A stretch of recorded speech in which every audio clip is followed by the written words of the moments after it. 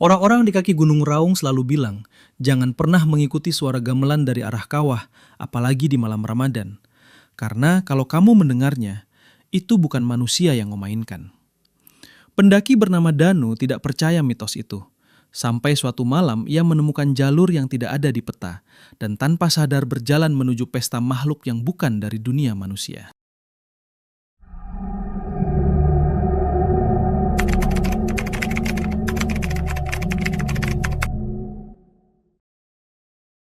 Malam pertama bulan Ramadan selalu punya suasana yang berbeda.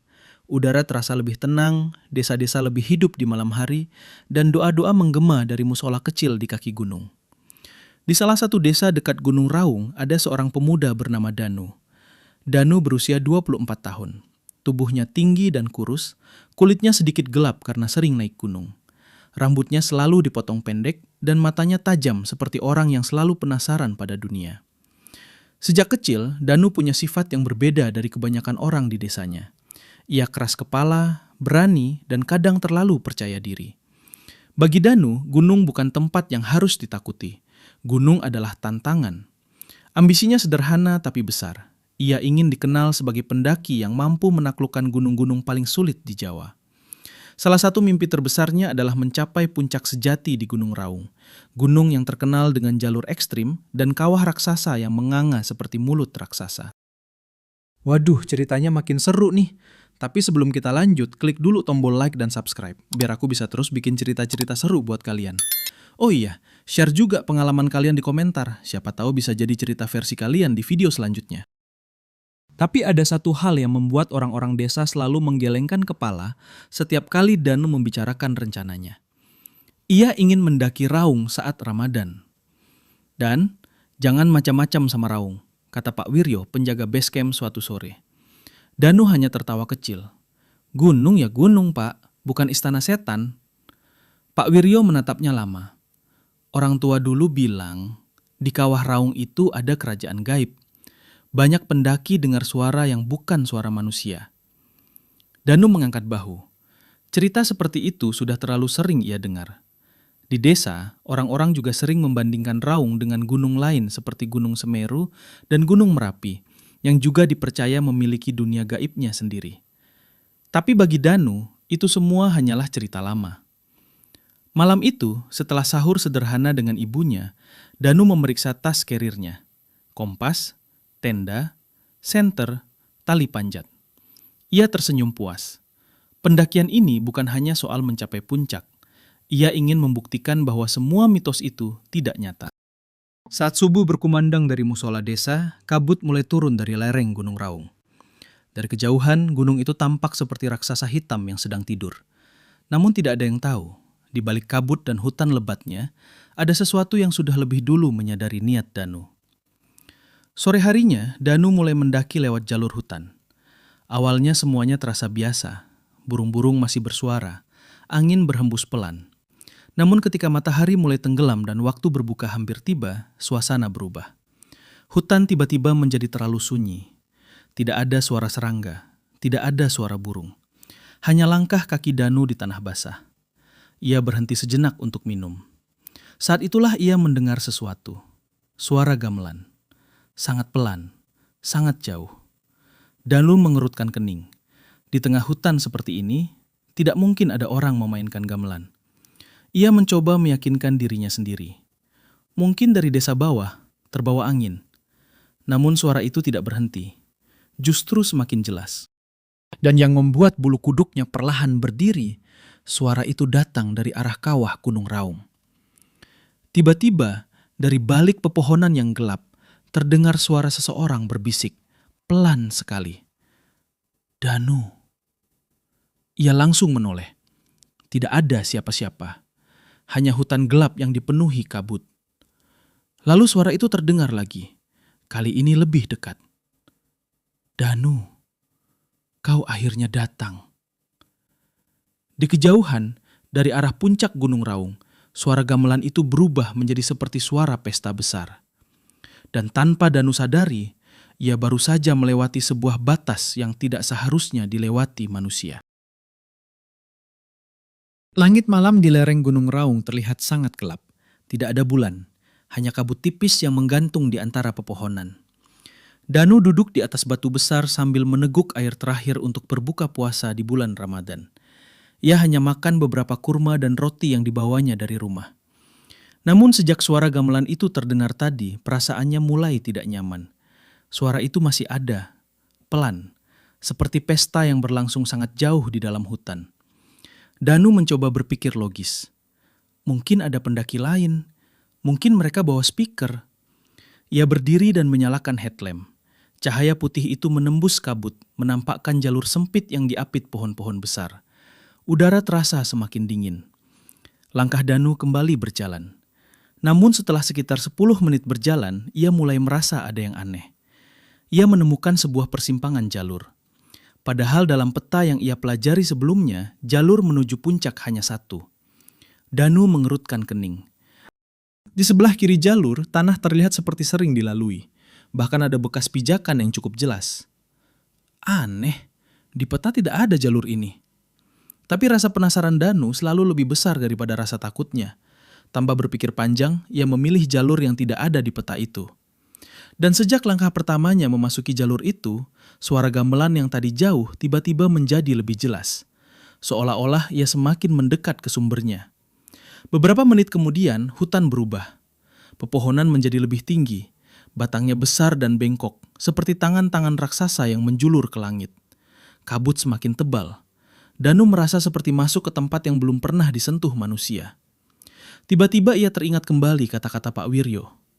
Di kawah raung itu ada kerajaan gaib. Danu menggelengkan kepala.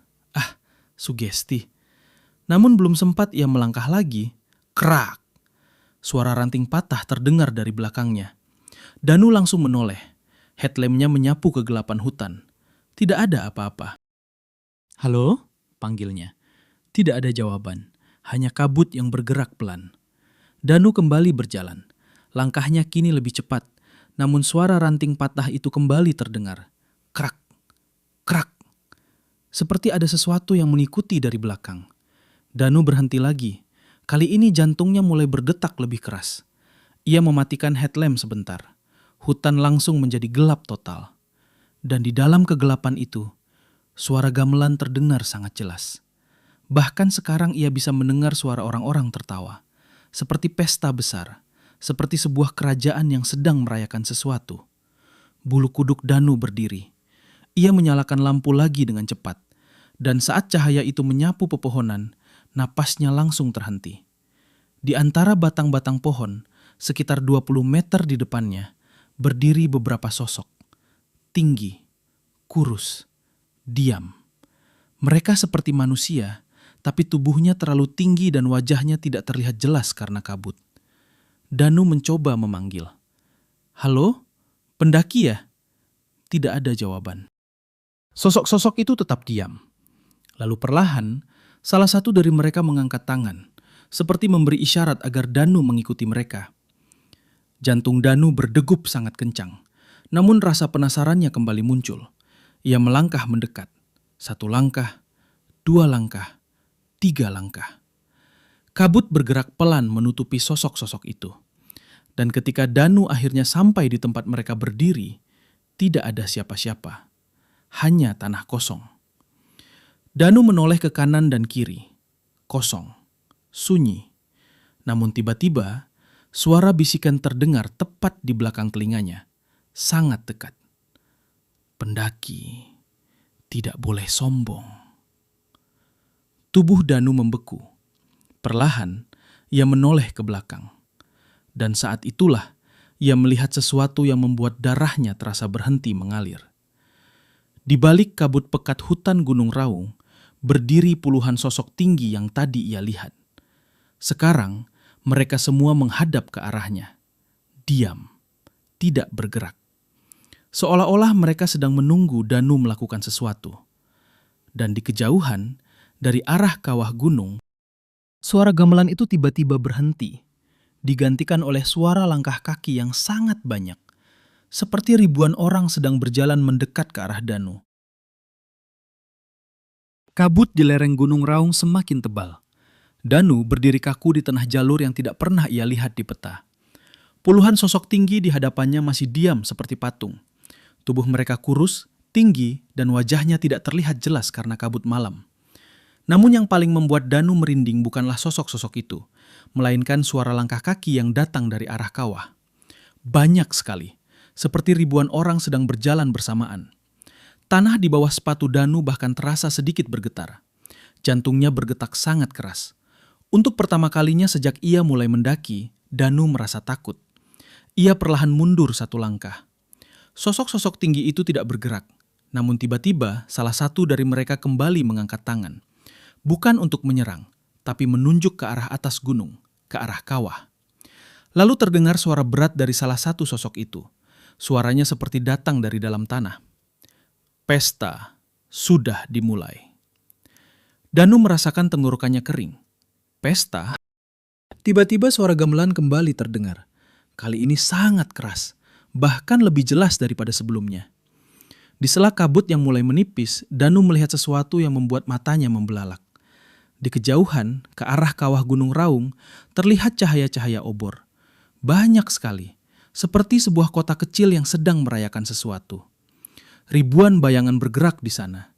Ada yang berjalan, ada yang menari, ada yang berdiri mengelilingi kawah besar. Suara gamelan bercampur dengan suara tawa, suara percakapan, dan suara sesuatu yang tidak bisa dijelaskan oleh manusia. Danu teringat cerita Pak Wiryo tentang kerajaan gaib di Kawah Raung, tentang pesta yang kadang terdengar oleh pendaki yang tersesat. Tangan Danu mulai gemetar. Ia sadar sekarang, jalur yang ia lewati tadi bukan jalur pendaki. Ia telah memasuki jalan mereka. Tiba-tiba semua sosok tinggi di hadapannya berlutut, serempak, seperti sedang menyambut seseorang. Kabut di belakang Danu perlahan terbelah. Udara menjadi sangat dingin.